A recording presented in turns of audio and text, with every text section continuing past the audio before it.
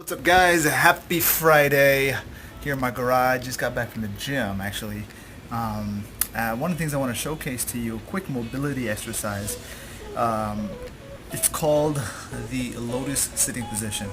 And one of the things that I've learned just going to Jiu-Jitsu classes and whatnot, the increased importance of being able to have the appropriate amount of mobility in the hips, right? And in terms of like just the general hip mobility, one of the things that with Jiu-Jitsu is that you got to be light on your hips, and this is just life in general. If you're heavy on your hips, it's harder for you to get up, it's harder for you to sit down, it's harder for you to move.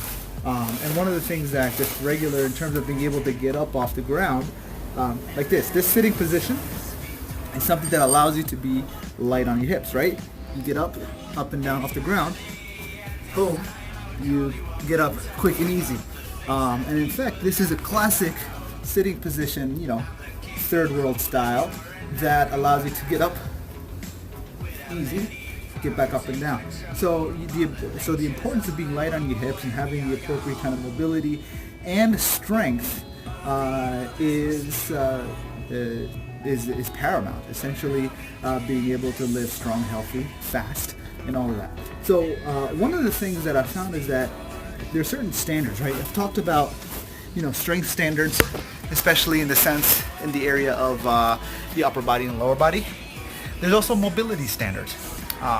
One of those mobility standards that I've come across many times over and over, especially growing up, learning martial arts, is one's ability to do the Lotus. This mobility and flexibility of the knees, ankles, and hips is what will enable an individual to have the nimbleness, the agility, and so on.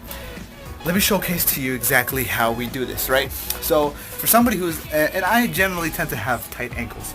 The way that I go about doing this is first, let me go POV on this.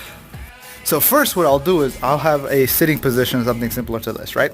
So what I'll do is first I'll have one foot turned in, the other foot literally just grab with the hand and bring it over the thigh to the point where the instep is on the ground and your knee is going to be floating a little bit.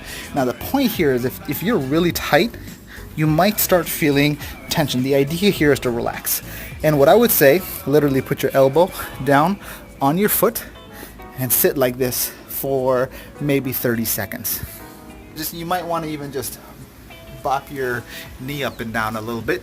And once you get a little bit comfortable, you're not so tight, you're a little bit relaxed. Second, just grab this foot, and once you grab it, bring it over, right on top, and boom, you're in Lotus position.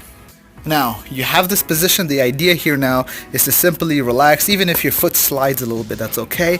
You just want to hold this for, maybe a minute, 2 minutes, because the idea here is, again, just to open up and simply lean in. As you relax, you let your body relax, you let your muscles relax, you let your hips relax, let your hips open up, you let your ankles loosen out a little bit. What this will do is this will increase the mobility and flexibility of your ankles, your knees, and your hips all at once. So once you do one side, you gather about 2 minutes in totality, and then you switch it up. And when switching it up, you might want to even just use your hands, just simply collapse, and then from there, stretch it out. Bring your legs out a little bit, and you might feel like, oh man, I gotta regain blood circulation or whatever. If that happens, that's okay. Just make sure you shake it out. Grab it, lift, and boom, you're back in the Lotus position just like you were before, but this is now switched. And what's going to happen is you'll feel a lot more stretch on this ankle over here. The idea is just to simply relax into this position and hold this for about 2 minutes. Once time is up, again, simply just collapse, boom, just like that. Let the legs out. Whew. And you'll feel that stretch come through. One of the things that I wanted to showcase to you, just a typical movement.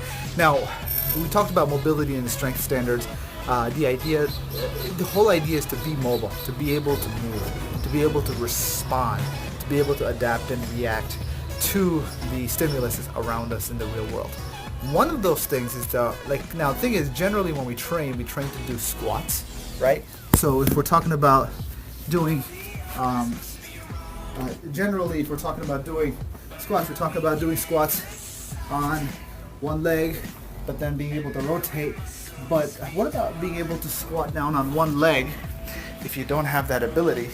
Let me show you a quick assisted way of being able to do a one-legged squat.